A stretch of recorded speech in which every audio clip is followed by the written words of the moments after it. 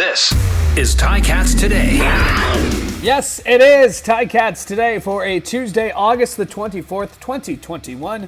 I'm Louie B for the Ticats Audio Network. Thanks for checking us out. Make sure to like and subscribe wherever you get your podcast to make sure you never miss an episode. Coming up on today's show, we're going to hear from head coach Coach Steinauer, as we do every day here on Ticats Today. We'll also hear from Jovan Santos-Knox, the middle linebacker for the Ticats, and we'll hear a little from Condell, the offensive coordinator of the Ticats, coming up as well. We're going to break down the injury list released yesterday, 5 p.m. by the Ticats. A couple of names on there we'll take a closer look at. Some good news, maybe some not so good news as well.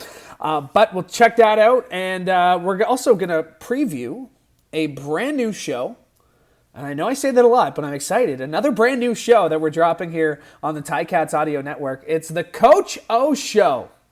The Coach O Show. It's fun to say and it's fun to listen to. The Coach O Show with Luke Tasker. Launched today wherever you find your podcasts. If you've already found this one, hopefully that one is on your phone. But we'll play just a little clip from that. It's a great conversation, and you can expect the Coach O Show every Tuesday. And I encourage you to just say it out loud because it is very fun to say. The Coach O Show. With Luke Tasker, a brand new podcast, so we'll play a little bit of a preview on that one for you. Well, let's get some housekeeping notes out of the way because Coach mentioned it yesterday, and the Ticats officially made it official by signing quarterback David Watford and offensive lineman Travis Vorncall. They are currently on the suspended list while they go through their quarantine periods, but Watford appeared in 12 games last season with the Ticats. He had 5 completions on 8 attempts for 74 yards. He had 16 carries for 40 yards, but in those 16 carries, he had 6 touchdowns. So 6 of his 16 carries were for touchdowns, and his 6 rushing TDs actually led the Ticats and was 6th in the Canadian Football League. Of course, dressed for all of the Ticats 12 games that he appeared in. Also suited up for the Ticats in 2 playoff games, including the 107th Grey Cup. And then, of course, Vorncall might be a name that you recognize as well. He spent time on the Ticats off-season roster prior to the start of training camp and had previously attended camp with Saskatchewan and had some stints in the NFL with Cleveland, the Washington football team, and the Indianapolis Colts. So he's 6'6", he's 298 pounds, and bringing in more size on that offensive line for the Ticats. And they are going through their quarantine periods. They're on the suspended list, and hopefully we'll see them in the lineup or at least at practice sooner rather than later. Another great day for our mobile vaccination clinic here at Tim Hortons Field as well. Great to see another great turnout. One more day for you to get down here to Tim Hortons Field to get vaccinated and to watch practice. So tomorrow from 10:30 until 1 o'clock, you can come down, get your vaccination, no appointment necessary. And the team has also released some new details about their return to Tim Hortons Field. Of course, yesterday we announced that Tim Hortons Field, you'll either need to be vaccinated or have a proof of a negative COVID test. So further details on that have been released. It's our 4 pillars of protection. And for all the information you're going to need, go to ticats.ca/return to stadium.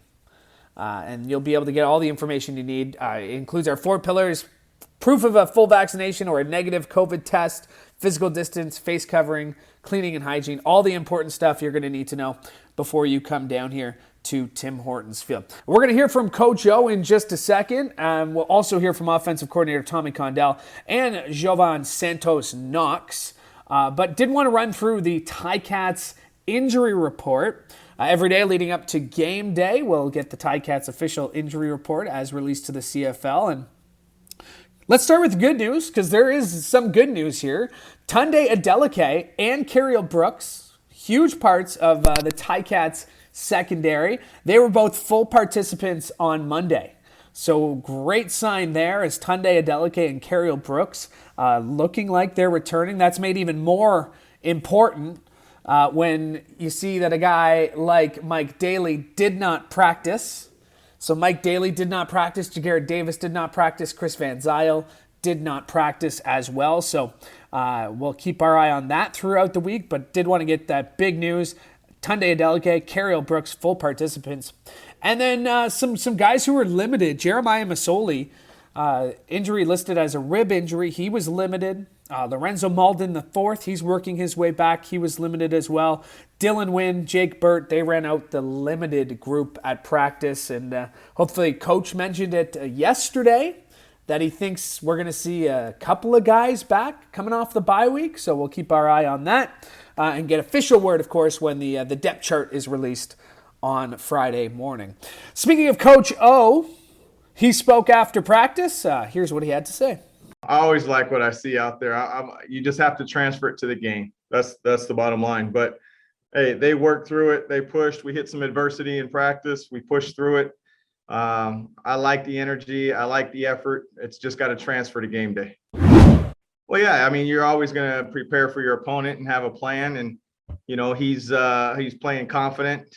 Kahari's doing a great job of putting him in situations that he can digest. And anytime you can ad lib, that's on the player. He's just a player that makes plays, and we're definitely aware of it. But if you spend too much time on that, you're spending less time on things you believe in and what you want to do. So it's got to be a nice balance.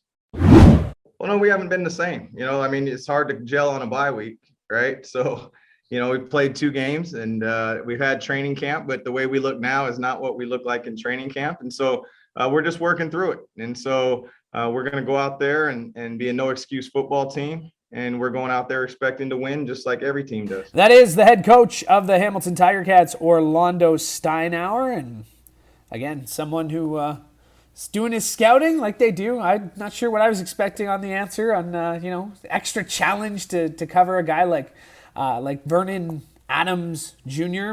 Of course, he had a breakout year last season, both with his arm and on the ground, and is quickly emerging as one of the stars of the CFL. He's got 472 yards and 4 touchdowns against 1 pick through his first 2 games this season. But last year, threw for almost 4,000 yards, was just shy of 4,000 yards, 24 touchdowns to just 13 picks, not to mention he added another nearly 400 yards on the ground to go along with 12 rushing touchdowns. So a dangerous assignment for the Ticats defense. And I asked Jovan Santos-Knox about the excitement, the challenge, what he's feeling going up against Vernon Adams Jr. Yeah, it's a great challenge. He's a great player. He can extend plays and make average plays look, great because he's just with his skill set. So it's a challenge as a defense and as a linebacker group. It's our job to, try to bottle him in, and, it's a good challenge and we embrace it. Absolutely. I think, today was like we took a big step. Just today it felt, our communication was very high. And I just think the trust factor, especially with Cam, he's a younger guy in this league. I think he's understanding the game a lot better. And you're just going to see his productivity, just raise every day because, he's communicating, he's playing fast, and Sim, he's Simone, he's going to always make his play. So I think we're definitely gelling and meshing now. Absolutely, Mike Daly, he's been holding it down since day one, so it's definitely a huge loss to have him not out there because he was a great communicator. But we have a next man up mentality, and we got some vets coming back too. So I mean, we lose a vet, but we gain 2 at the same time. So I'm excited to see them out there. I know how hard they've been working to get to this point, and I just expect they're going to have a great weekend.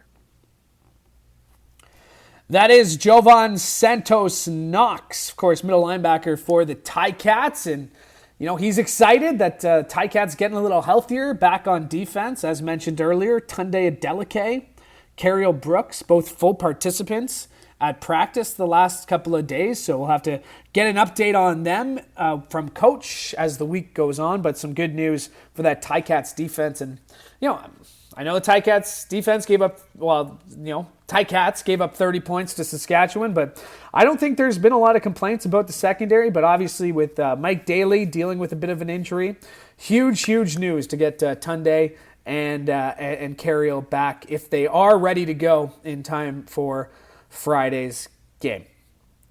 Friday's game, of course, you can catch right here on the Ticats Audio Network. It's a 7:30 kickoff RJ Broadhead, Luke Tasker will have the call. But before that, Andy Fantuz and I will get you set on Tiger Cats pregame presented by Active Green and Ross.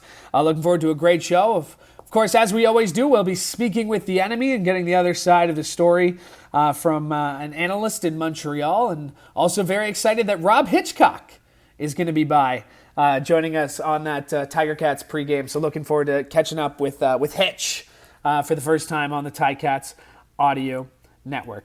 I wanted to get to another little piece of audio here, as safe to say the offense is not going as planned for the Ticats right now. And I know the Ticats would never ever make excuses, but you just have to look at the Ticats injury list to really understand what they're up against right now. No DeVere Posey, no Braylon Addison, no Jake Burt. The offensive line has kind of been shuffling. Coach mentioned that a little bit. They haven't been able to kind of find that complete offensive line they've been looking for. So wanted to check in with offensive coordinator Tommy Condell. And of course, he knows this. But of course, with the offense not going the way they've wanted it to, there's no shortage of confidence that this group can turn it around. Well, the confidence is always in the preparation. It's good. There's no magic pill, or there's no magic play calls. What it is about the magic of preparing, making sure we're doing the core things that we always talk about, and making sure that we have accountability. And that leads to confidence. We've had a good week of that. We've been able to make sure that we're accountable to each other and continue to grow as an offensive unit. So that's what gives, not only myself, but the offensive core confidence. The only thing that I, is from experience, what makes great about this league is that you have to build up. Certainly we want to be able to start fast and things of that nature. That's never going to go away. But also just have the experience from 2013, 2014, being here as the office coordinator, going, starting quote unquote a little bit slow, but starting slow means we're gathering information. And the biggest thing is in those situations are to be able to adapt. Not to, it's nothing about, going back to this or doing new something like this. No, it's your core values and beliefs, but the understanding of being able to collect the data, collect the information that you're seeing out there really in a truthful setting, and the ability to adapt. That's what I take from those years. You have to be very open with your eyes and not from past experiences, meaning this, what you're seeing is what you're seeing. And not to say, hey, this was in 2019, this person or that thing worked. Let it be that a scheme, that individual in certain situations. No, it's what you're seeing now. What are we coaching, and making sure that we're accountable as coaches, and making sure that we're doing a better job giving and delivering the information to the players, and then ultimately holding them accountable in every environment. Let it be in meetings, and let it be in walkthrough, let it be in practice. That is the offensive coordinator of the Hamilton Tiger Cats, Tommy Condell, and he referenced there 2013, 2014. We've heard a lot about that the last few weeks. Of course, I've made some of the comparisons here on this show. You've heard it on Task and Twos, on Ticats this week, on CFL this week, any of the great shows we have here on the Ticats Audio Network. The comparisons have been made, and interesting to get Coach Condell's perspective on that one. And speaking of shows on the Ticats Audio Network, you see what I did there? We have a brand new one that launched today, and we're always excited to be launching more and more programming for you, the Ticats fan, the listener, however you decide to get your podcasts. This one's available on YouTube as well. It's called The Coach O Show with Luke Tasker. And the first episode has already dropped, so wherever you're listening to this, you can just go ahead and search for The Coach O Show with Luke Tasker. And it's funny because 2014 has been talked about a lot, and they did talk about it here as well. So here's just a little quick taste of what you can hear on the latest and the first episode of the Coach O Show with Luke Tasker. It's a pivotal part of a culture with a start like this, and I was no stranger to 0-2. You look back at the years, there was multiple times we did this. The one big difference was, though, that even after we had been to the Grey Cup in 13, after we had been there in 14, we were never favored for some. We were always talking about that, right? It was always like, well, we got to do this as underdogs again. We got to climb out of a deficit. This year, the league, the country loved to love the Tiger Cats going into this season, but we're 0-2. Is the message kind of different? Is there a breath of fresh air that now you can kind of just work without a pressure on your shoulders? And, a great question from the outside in, but I think for those listening here, you really are focused on the daily. And, we do have media messaging and things that, we talk about that because the players do watch the TV copies and they do listen to what's being said. And when you're 0-2, you're getting all kind of text messages about what's wrong and what needs to be fixed. And as well as I do, that that's just noise. And it's a necessary part because this is a business and it's a sports entertainment business and we all need each other. And so I welcome that, but we won't embrace that because that's going to detract from what really matters. And that's the people in this building that go out there and play. The coach's job is to prepare and the player's job is to play and play at a high level. It's a high performance business. We all know what we sign up for, but that's, winning is a byproduct of the preparation. That is a clip from the new Coach O show. Now available, now out wherever you get your podcasts, including right here on the Ticats Audio Network. So check it out. New episode will be dropping every Tuesday, New episode will be dropping every Tuesday.